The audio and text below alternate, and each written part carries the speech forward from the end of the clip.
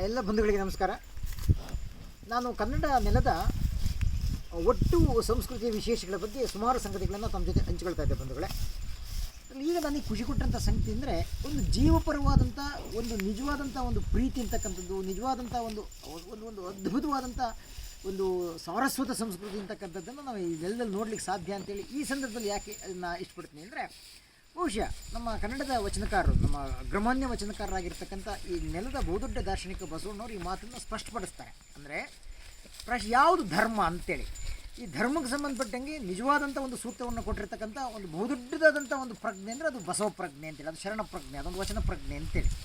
ಅವ್ರು ಏನು ಹೇಳ್ತಾರೆ ಅಂದರೆ, ಯಾವುದು ಧರ್ಮ ಅಂದರೆ ವಸ್ತುವಾಗಿ ಧರ್ಮಕ್ಕೆ ಮೂಲ ಆಗಬೇಕಾದ್ದು ಭಯ ಮೂಲ ಆಗಬಾರ್ದು, ದಯೆ ಮೂಲ ಆಗಬೇಕು ಅನ್ನೋ ಕಾರಣಕ್ಕೋಸ್ಕರ ದಯವೇ ಧರ್ಮದ ಮೂಲವಯ್ಯ ಅಂತಾರೆ. ದಯವಿಲ್ಲದ ಧರ್ಮ ಅದಾವುದಯ್ಯ ಅಂತಾರೆ. ದಯೆ ಬೇಕು ಸಕಲ ಪ್ರಾಣಿಗಳು ಎಲ್ಲರಲ್ಲಿ ಅಂತಕ್ಕಂಥ ಮಾತನ್ನು ಹೇಳೋ ಸಂದರ್ಭದಲ್ಲಿ ನನಗೆ ಖುಷಿ ಆಯಿತು. ಈ ಬಸವಣ್ಣವ್ರ ವಚನ ಓದೇ ಇದ್ರೂ ಸಮೇತ ದಯೆ ಬೇಕು, ಪ್ರಾಣಿಗಳಲ್ಲೂ ಇರ್ತಕ್ಕಂಥ ಜೀವ ಪ್ರಜ್ಞೆ ಇದೆಯಲ್ಲ, ಅದು ಈ ನೆಲದಲ್ಲಿ ಎಲ್ಲರೂ ಕೂಡ ಎಷ್ಟು ಮಟ್ಟಿಗೆ ಅದನ್ನು ನಿರ್ವಹಣೆ ಮಾಡ್ಕೊಂಡು ಬಂದಿದ್ದಾರೆ ಅನ್ನೋದಕ್ಕೆ ಒಂದು ಅಮೋಘವಾದಂಥ ಉದಾಹರಣೆ ಅಂದರೆ ಈ ಜನಸಂಪತ್ತಿನ ಜೊತೆ ಗೋ ಸಂಪತ್ತಿಗೆ ನಾವು ಕೊಟ್ಟಿರ್ತಕ್ಕಂಥ ಒಂದು ಅಮೋಘವಾದಂಥ ಒಂದು ನಿದರ್ಶನ ಅಂತೇಳಿ.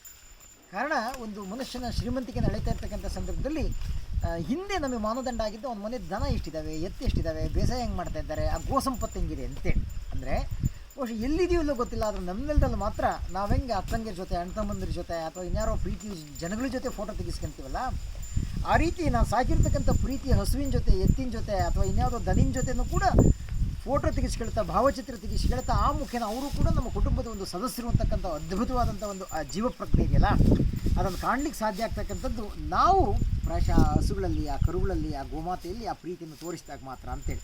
ಇದೆಲ್ಲ ಕಡೆ ನಮ್ಮ ಹಳ್ಳಿಗಳಲ್ಲೂ ಕೂಡ, ಹಳ್ಳಿಗಳ ಬದುಕಿನಲ್ಲೂ ಕೂಡ ಅವು ನಮ್ಮ ಮನೆಯ ಒಂದು ಕುಟುಂಬವೇ ಅಂತೇಳಿ. ಒಂದು ಹಬ್ಬ ಮಾಡ್ತಾ ಇರ್ತಕ್ಕಂಥ ಸಂದರ್ಭದಲ್ಲಿ ನಾವು ಆ ಭಗವಂತನ ಸ್ವರೂಪ ಆಗಿರ್ತಕ್ಕಂಥ ಭಗವಂತನಿಗೆ ನೈವೇದ್ಯ ಮಾಡೋದ್ರಿಂದ ಮೊದಲಾಗಿ ನಮ್ಮನೆ ಕರು ಊಟ ಮಾಡಬೇಕು, ನಮ್ಮನೆ ಹಸು ಊಟ ಮಾಡಬೇಕು, ನಮ್ಮನೆ ಎತ್ತಿಗೆ ನೈವೇದ್ಯ ಮಾಡಿ ಅವ್ರ ತೃಪ್ತಿಯನ್ನು ನೋಡಿ ನಮ್ಮ ಭಾವದಲ್ಲಿ ಒಂದು ತೃಪ್ತಿಯ ಭಾವವನ್ನು ಪಡಿತಕ್ಕಂಥ ಒಂದು ಸಿರಿ ಸಂಪ್ರದಾಯ ಅಂತ ಏನು ಹೇಳ್ತೀವಿ, ಅದನ್ನು ಕಾಣಲಿಕ್ಕೆ ಸಾಧ್ಯ ಆಗ್ತಕ್ಕಂಥದ್ದು ಇದೆಯಲ್ಲ, ಅದು ನಮ್ಮ ನೆಲದಲ್ಲಿ ಮಾತ್ರ ಅಂತೇಳಿ.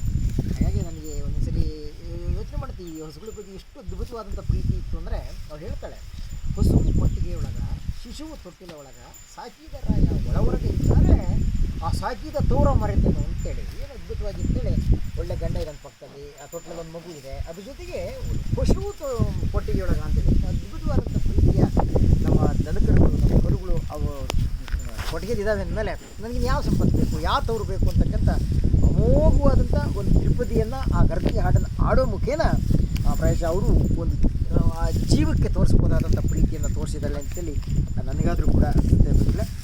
ಒಟ್ಟು ನಾನು ಈ ಕನ್ನಡದ ಬಗ್ಗೆ ಅನೇಕ ಸಂಗತಿಗಳನ್ನು, ಈ ನೆಲವನ್ನು ನಂಬಿರ್ತಕ್ಕಂಥ ರೈತರಿರ್ತಾರಲ್ಲ, ಆ ರೈತ ಸಮುದಾಯ ಅಂತಕ್ಕಂಥದ್ದು, ಕೃಷಿ ಸಮುದಾಯ ಅಂತಕ್ಕಂಥದ್ದು ಇನ್ನೂ ಕೂಡ ಆ ಕನ್ನಡದ ಪರಂಪರೆಯನ್ನು, ಆ ಕನ್ನಡದ ಭವ್ಯತೆಯನ್ನು ಎಷ್ಟು ಮಟ್ಟಿಗೆ ನಿರ್ವಹಣೆ ಮಾಡ್ಕೊಂಡು ಬಂದಿದ್ದಾರೆ. ಅವರಲ್ಲಿ ಕನ್ನಡ ಅಂತಕ್ಕಂಥದ್ದು ಇದೆಯಲ್ಲ, ಅದು ಕೇವಲ ಭಾಷೆಯಾಗಲ್ಲ, ಅದೊಂದು ಭಾವವಾಗಿ ಎಷ್ಟು ಮಟ್ಟಿಗೆ ಅವ್ರ ಬದುಕಿನಲ್ಲಿ ಅದು ಸಾಕಾರಗೊಂಡಿದೆ, ಸಮ್ಮಿಳಿತಗೊಂಡಿದೆ ಅಂತಕ್ಕಂಥ ಅನೇಕ ಆಶಯಗಳನ್ನು ನಾವು ಹೇಳ್ತಾ ಹೋಗ್ಬೋದು ಅಂತೇಳಿ. ಹಾಗಾಗಿ ಇದನ್ನು ಉಳಿಸಿರ್ತಕ್ಕಂಥ ನಿಟ್ಟಿನಲ್ಲಿ ಅದು ಹೇಳ್ತಾರೆ, ನಮ್ಮ ಬೇಂದ್ರೆಯವ್ರಿಗೆ ಮಾತನ್ನು ಹೇಳ್ತಾರೆ, ಜನಪದರ ಬದುಕೇ ಆಗಿ ಅಂತೇಳಿ. ಅದು ಹಿಡಿದ್ರೆ ಇಡೀ ತುಂಬ, ಬಿಟ್ಟರೆ ಜಗತ್ತು ತುಂಬ ಅಂತೇಳಿ. ಹಾಗಾಗಿ ಆ ಜನವಾಣಿನೇ ಬೇರು, ಈ ಕವಿವಾಣಿ ಅಂತಕ್ಕಂಥದ್ದು ಅಂತೇಳಿ.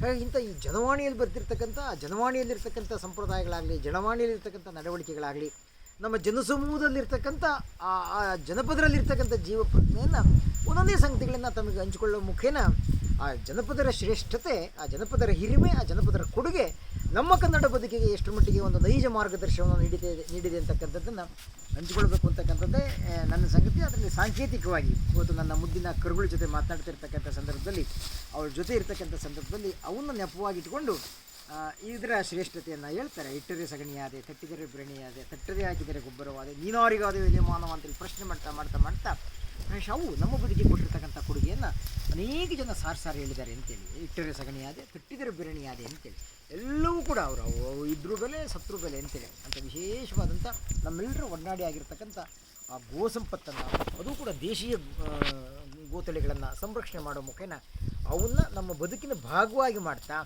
ಆ ಗೋ ಸಂಪತ್ತು ಕೂಡ ನಮ್ಮ ಸಂಪತ್ತಿನ ಪ್ರತೀಕ ಅಂತಕ್ಕಂಥ ನಿಟ್ಟಿನಲ್ಲಿ ಅವನ್ನು ಪ್ರೀತಿಸ್ತಾ, ಅವನ್ನು ಬೆಳೆಸ್ತಾ, ಅವನ್ನು ಉಳಿಸ್ತಾ, ಅದ್ರ ಜೊತೆ ಬದುಕೋದಿದೆಯಲ್ಲ, ಅದು ಕೂಡ ನಿಜವಾದಂಥ ಕನ್ನಡದ ಬದುಕು ಅಂತೇಳಿ.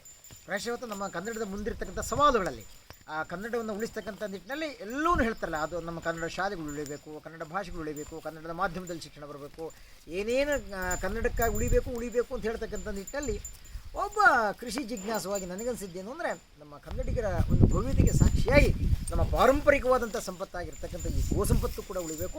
ಆ ಗೋಸಂಪತ್ತನ್ನು ಸಂರಕ್ಷಣೆ ಮಾಡ್ತಾ ಮಾಡ್ತಾ ಮಾಡ್ತಾ ನಮ್ಮ ಕೃಷಿ ಬದುಕು ಅಂತಕ್ಕಂಥದ್ದು ಒಂದು ಸುಸ್ಥಿರಕ್ಕೆ ಒಂದು ಸುಸ್ಥಿರವಾದಂಥ ನೆಲೆ ಕಂಡುಕೊಳ್ಬೇಕು ಅಂತಕ್ಕಂಥ ಒಂದು ಸಣ್ಣ ನನ್ನ ಆಲೋಚನೆಯನ್ನು ಇವತ್ತಿನ ನನ್ನ ಅಭಿಪ್ರಾಯದಲ್ಲಿ ತಮ್ಮ ಜೊತೆ ಹಂಚ್ಕೊಳ್ತಾ ಇದ್ದೀನಿ. ಹೇಳಿದಂಥ ನಮಗೆಲ್ಲ ನಮಸ್ಕಾರ. ಮತ್ತೆ ನಾಳೆ ಇನ್ನೊಂದು ವಿಚಾರದ ಜೊತೆ ತಮ್ಮ ಭೇಟಿ ಮಾಡ್ತೀನಿ. ನಮಸ್ಕಾರ.